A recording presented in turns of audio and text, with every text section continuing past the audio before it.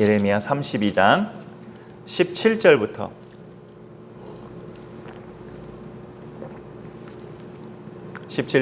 27절까지입니다.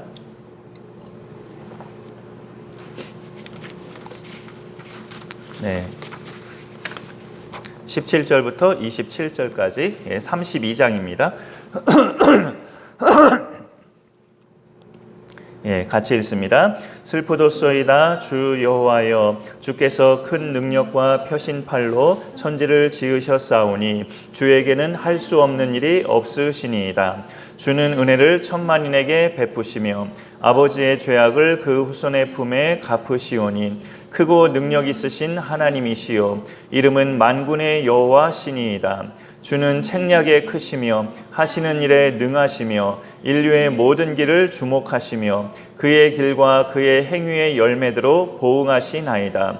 주께서 애굽 땅에서 표적과 기사를 행하셨고 오늘까지도 이스라엘과 인류 가운데 그와 같이 행하사 주의 이름을 오늘과 같이 되게 하셨나이다. 주께서 표적과 기사와 강한 손과 표신팔과 큰 두려움으로 주의 백성 이스라엘을 애굽 땅에서 인도하여 내시고 그들에게 주시기로 그 조상들에게 맹세하신 바 젖과 꿀이 흐르는 땅을 그들에게 주셨으므로 그들이 들어가서 이를 차지하였거늘 주의 목소리를 순종하지 아니하며 주의 율법에서 행하지 아니하며 무릇 주께서 행하라 명령하신 일을 행하지 아니하였으므로 주께서 이 모든 재앙을 그들에게 내리셨나이다. 보옵소서, 이 성을 빼앗으려고 만든 참호가 이 성에 이르렀고 칼과 기근과 전염병으로 말미암아 이 성이 이를 치는 갈대아인의 손에 넘긴 바 되었으니 주의 말씀대로 되었음을 주께서 보시나이다. 주 여호와여, 주께서 내게 은으로 밭을 사며 증인을 세우라 하셨으니 이 성은 갈대아인의 손에 넘기신 바 되었나이다. 그때 여호와의 말씀이 예레미야에게 임하여 이르시되 나는 여호와요 모든 육체의 하나님이라 내가 할 수 없는 일이 있겠느냐. 아멘. 하나님께서 자신을 소개하실 때 나는 전능한 하나님이다 라고 표현하신 때가 있는데 99세 나이가 된 아브라함에게 나타나셨을 때 그때 자기 표현을 나는 전능한 하나님이니 너는 내 앞에서 완전하라 라고 말씀하십니다. 그 표현을 인간이 듣기에는 뭔가 나한테 진노하실 게 있나 하고 좀 두렵기도 하고 신경 쓰이기도 하는 그런 표현처럼 들리는데 그 문맥을 보면 하나님께서 믿음의 조상 아브라함에게 계속 띄엄띄엄 약속하신 것을 이제 구체적으로 성취하시려고 구체적으로 이제 이루시려고 나는 전능한 하나님이다라고 말씀하신 거죠. 내년 이맘때에 내가 그토록 말했던 아들 이삭을 네가 보리라 하는 차원에서 나는 전능한 하나님이다라고 소개하신 거죠. 전능하신 하나님을 오늘 말씀에서는 그 결국 똑같은 뜻인데 할 수 없는 일이 없으신 분으로 그렇게 표현합니다. 17절 하반절에 예레미야가 기도 중에 그런 표현을 하는데 주에게는 할 수 없는 일이 없으시니이다 라는 것은 나는 전능한 하나님이다라는 것과 같은 뜻이 됩니다. 뭘 근거로 예레미야는 이런 고백을 하는 걸까요? 그 17절 바로 앞부분에 주 여호와여 주께서 큰 능력과 표신팔로 천지를 지으셨다는 것. 하나님께서 당신의 큰 능력과 표신팔로 천지 창조를 하신 그 기록을 볼 때에 주는 못하실 일이 없으신 하나님이십니다 라고 그가 기도 중에 고백을 하고 있는 거죠.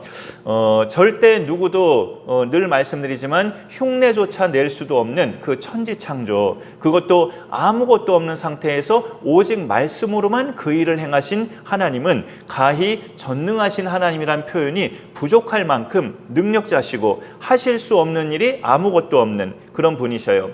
옛날 주일학교를 맡았었을 때 성경학교 때나 또는 다른 때 가끔 불렀던 찬양 중에 이런 찬양이 있어요. 내 하나님은 크고 힘있고 능히 있어 못할 일 전혀 없네. 이런 찬양이 있는데 그 가사가 딱 오늘 이 예레미야 이 본문에서 말씀하고 있어요. 주께서는 못하실 일이 없으신 분이라는 것. 그런데 17절 오늘 본문의 시작이었는데요. 제일 앞에 보면 슬프도소이다 라는 표현을 하면서 예레미야가 기도를 시작해요. 그 16절 위를 살짝 보면 여호와께 기도하여 이르되라고 하잖아요. 이 내용이 기도문이에요. 예레미야가 하나님께 기도하는 내용인데 첫 마디가 슬프도소이다 하면서 하나님께 탄식하는 표현을 하는 거죠. 그 이유가 뭘까요? 예레미야가 이렇게 하나님은 못하실 일이 없다라고 자기 스스로가 뒤이어서 고백하고 있는데 그 첫 마디가 슬프도소이다라고 고백하는 까닭, 바로 문맥에서 찾아보면 23절에 그들이 들어가서 이를 차지하였거늘 주의 목소리를 순종하지 아니하며 주의 율법에서 행하지 아니하며 무릇 주께서 행하라 명령하신 일을 행하지 아니하였으므로 주께서 이 모든 재앙을 그들에게 내리셨나이다. 이스라엘 백성, 유다 백성을 향한 하나님의 진노하심의 결정을 예레미야가 기도 속에서도 고백하고 있죠. 그러니 슬프도소이다라는 거예요. 이 능력자 하나님 안에서 사는 백성이 그것을 은혜로 받아들이면서 은혜 가운데서 살지 못하고 그 하나님을 거역하고 배역하고 오히려 자기의 어떤 심판을 자초하는 그런 백성의 모습을 보니 참 능력자 하나님 앞에서 은혜를 만끽하기는 고사하고 그런 것들을 오히려 싫다고 저버리는 백성을 볼 때 하나님이 슬프도소이다 라는 고백을 하고 있는 거예요. 그들이 그렇게 약속하겠다고 하는 듯 했는데 들어가서 이제 살아가면서 주의 목소리를 이제 순종하지 않았고, 그래서 주께서 이 모든 재앙을 너희가 순종하지 아니하면 이러한 재앙들이 너희에게 임할 것이다 라고 말씀하셨던 그 재앙을 내리시기로 하나님이 결정하셨다는 것을 예레미야가 기도 속에서도 언급을 하고 있는 거예요. 그 재앙, 그 심판의 결정 중에 하나가 그들이 사는 성을 갈대아인의 손에 넘기셔서 바벨론에 이들이 끌려갈 것이라는 그런 선언이죠. 기도 중에 예레미야가 계속 이 32장을 계속 읽어가 보면 그 내용도 언급하고 있습니다. 여기서 하나님을 바라보는 눈이 삐뚤어진 사람들은 이런 질문도 충분히 할 수 있죠. 못하실 일이 없는 하나님이라면서 순종하지 않은 백성을 용서하는 일은 못하시나? 이런 시각으로 볼 수 있죠. 못하실 일이 전혀 없다는 하나님이라면서 재앙을 거두시는 일은 못하시네? 이런 시각으로 판단할 수 있죠. 그거는 못하시는 게 아니고 안 하시는 거죠. 그게 하나님의 공의에 어긋나는 일이기 때문에. 하나님은 전능하시지만 또 공의의 하나님, 선한 것에 대해서는 상을 주시고 악한 것에 대해서는 벌을 하셔야 되는 공의의 하나님이시기 때문에 사람의 죄악에 대해서는 대가를 치르게 하시는 것이 하나님의 성품에 맞는 거예요. 그렇게 하는 것이 하나님으로서는 마땅한 결정이기 때문에 예레미야는 그 하나님의 성품을 알기 때문에 이 벌받을 백성을 생각해서 슬프도소이다 하면서 기도를 시작하고 있습니다. 이런 전능자 하나님의 은총을 받는 백성이 그 모든 은총을 저버렸어요. 이럴 때 보통 성경은 우리가 흔하게 볼 수 있는 표현은 안타깝다는 그런 표현이고 예레미야가 표현한 것처럼 슬프다라는 표현을 보통 할 수 있는데 또 일반적인 말로는 야, 이건 너무나 아깝다라는 표현도 한번 곁들여 볼 수 있습니다. 하나님의 그 은총과 그 선물의 규모를 생각해 볼 때, 이걸 저버리고 버린다는 건 이건 진짜 바보고 멍청이고 이건 너무나 아까운 결정이다. 어떻게 그런 걸 버려? 라는 생각을 가져볼 수 있죠. 여러분, 댐의 물이 아무리 철철 넘쳐도 내 집에 수도꼭지를 틀지 않으면 그 댐에 넘쳐나는 물은 나에게는 한 방울도 들어오지 않아요. 내가 수도꼭지를 틀어야 들어오는 거지. 그거는 내 것이 되지 못하는 거죠. 내가 틀지 않는 이상. 하나님의 은혜가 암만 천지에 가득해도 내가 받고자 하는 마음이 없고 완악하게 하나님께로부터 돌아서면 못 받는 거죠. 그거는 하나님의 무능이 아니에요.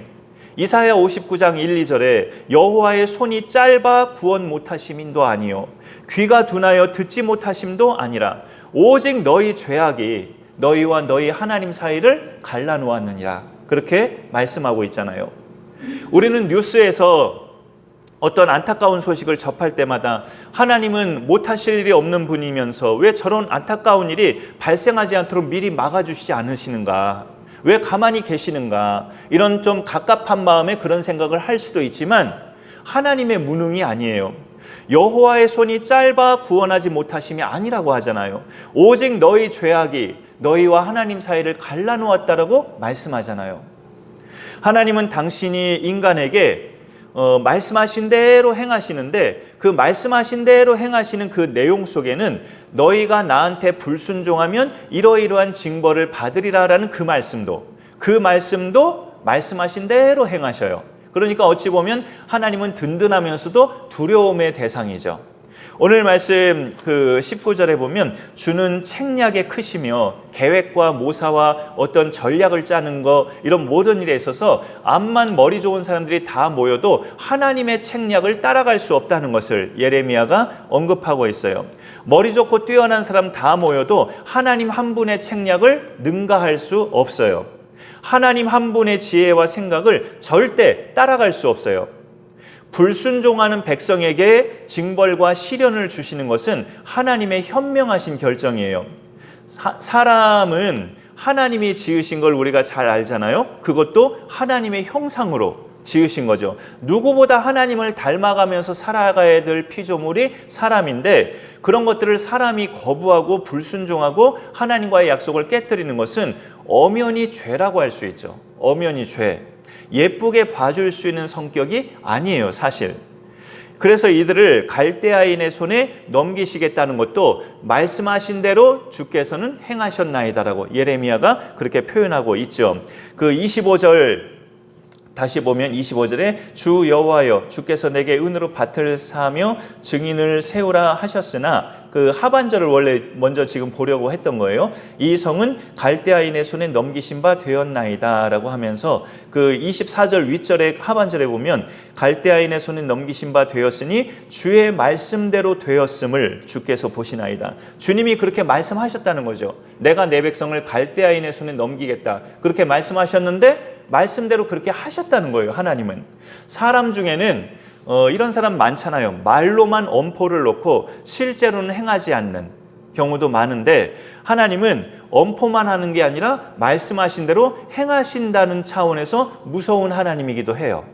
인정을 강조하는 사람이 느끼기에는 너무 인정머리 없으시다라고 이렇게 생각할 수 있겠지만 사람의 성향을 가장 정확히 아시는 분이시기 때문에 당신의 백성을 당신의 사람으로 만들고자 하시는 과정이에요. 말한 대로 행하셔야 이들이 하나님 무서운 줄 알고 하나님 앞에 나아갈 때마다 두렵고 떨림으로 나아갈 수 있죠. 하나님은 정말 말한 대로 행하시는구나. 사람은 엄포만 놓는 경우가 많은데 하나님은 아니시구나 라는 걸 알아야 하나님 앞에 두렵고 떨림으로 나아갈 수 있고 다시는 그런 죄를 반복하지 않겠다는 결단도 할 수가 있죠.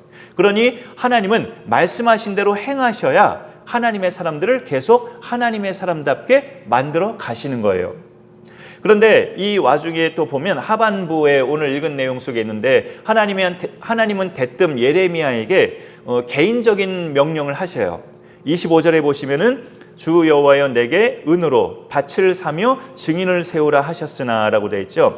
그 앞에 장에 보면 베냐민 땅 아나돗에 있는 네 숙부의 아들 하나멜의 땅을 네가 사라. 네 아들 숙부의 아들 소유로 된 그 밭을 네가 사라고 이렇게 하나님은 뜬금없는 듯한 명령을 하십니다. 그것도 너를 위해서 사라고 그렇게 말씀하세요. 하나님의 이 명령에 예레미야가 의문을 품죠. 이 땅은 이 성은 갈대아인의 손에 넘기신 바 되지 않았습니까? 그렇게 말씀하셨고 그렇게 행하지 않으셨습니까? 제가 밭을 산들 무슨 의미가 있는지요? 라는 식의 질문이에요. 그때 하나님의 답변은 예레미야가 기도할 때 고백한 것을 하나님이 똑같이 말씀하셔요. 내가 할 수 없는 일이 있겠느냐? 네가 나한테 그렇게 기도했지. 주에게는 할 수 없는 일이 없으시니이다. 17절 끝에 그렇게 기도했는데 27절에도 하나님이 똑같이 말씀하셔요. 내게 할 수 없는 일이 있겠느냐. 나는 여호와요 모든 육체의 하나님이라 라고 예레미야에게 답변을 그렇게 응답을 하십니다. 모든 육체는 사람뿐만 아니라 모든 생명체를 말해요. 각종 동물을 다 포함한 그 모든 육체는 내 손에 있다라는 말이죠. 나의 다스림을 받는 동물이 생명체다. 모든 육체는 갈대아인들도 내 다스림 안에 있다. 라고 하나님이 알려주시는 겁니다. 32장을 우리가 한 11절만 지금 가운데 부분만 오늘 말씀으로 읽었는데 이 전체를 보면 하나님께서 이스라엘을 갈대아인들에게 넘기신다는 내용만으로 끝나지 않아요. 성경으로 그 같은 장의 36절을 잠깐 보시면 36절이 이제 전환되는 이야기로 마무리가 되죠. 그러나 이스라엘의 하나님 여호와께서 너희가 말하는 바 칼과 기근과 전염병으로 말미암아 바벨론 왕의 손에 넘긴 바 되었다 하는 이 성에 대하여 이와 같이 말씀하시니라 하면서 37절에 보라 내가 노여움과 분함과 큰 분노로 그들을 쫓아보내었던 모든 지방에서 그들을 모아들여 이곳으로 돌아오게 하여 안전히 살게 할 것이라. 38절에 그들은 내 백성이 되겠고 나는 그들의 하나님이 될 것이라고. 이렇게 또 전환되는 약속이 32장 끝에 가서 같이 들어있습니다.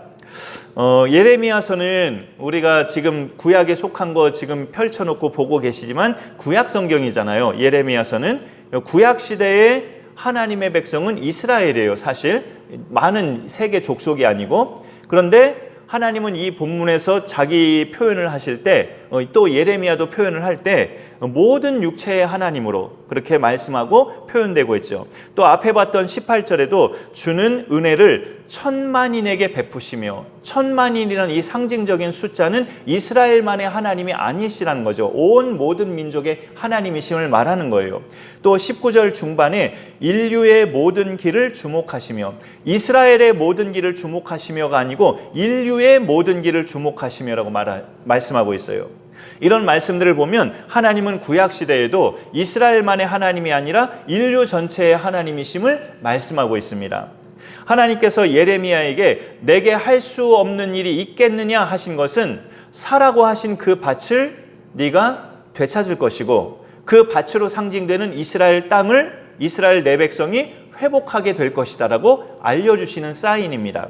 못할 일이 없으신 하나님이시지만 즉시 바로바로 하지 않으시는 것은 그 일을 가장 적합하고 적절하고 가장 선한 때에 하시고자 하기 때문이죠. 로마서 8장 28절에 하나님을 사랑하는 자 누구예요? 그의 뜻대로 부르심을 입은 자들, 곧 그의 뜻대로 부르심을 입은 자들에게는 모든 것이 합력하여 선을 이루느니라 약속하고 있습니다.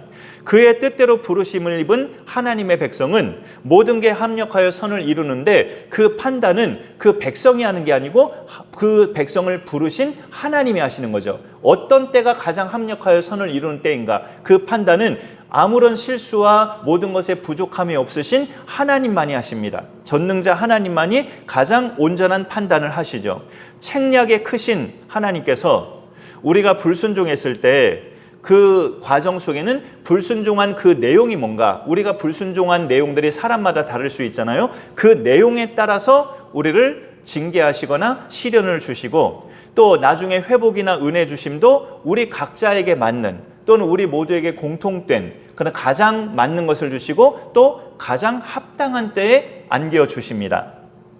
요즘은 개인적으로 이 말씀이 종종 떠올려져요. 이제 떠올려진다는 것은 옛날에는 머릿속으로만 많이 떠올려 봤는데 요즘은 이제 입술로 중얼중얼 거려요. 제가 어떤 말씀을 떠올리냐면 어떠한 형편에든지 나는 자족하기를 배웠노라. 내가 비천에 처할 줄도 알고 풍부에 처할 줄도 알아. 모든 일 곧 배부름과 배고픔과 풍부와 궁핍에도 처할 줄 아는 일체의 비결을 배웠노라. 그리고 그 뒤에 절까지 내게 능력 주시는 자 안에서 내가 모든 것을 할 수 있느니라. 이 말씀을 잡고 입술로 중얼중얼거려요. 이게 비천에 처하더라도 좀 부족함의 기간을 보내더라도 내게 능력 주시는 자 안에서 나는 모든 것을 할 수 있다. 믿음으로 자꾸 되뇌려고 애를 씁니다.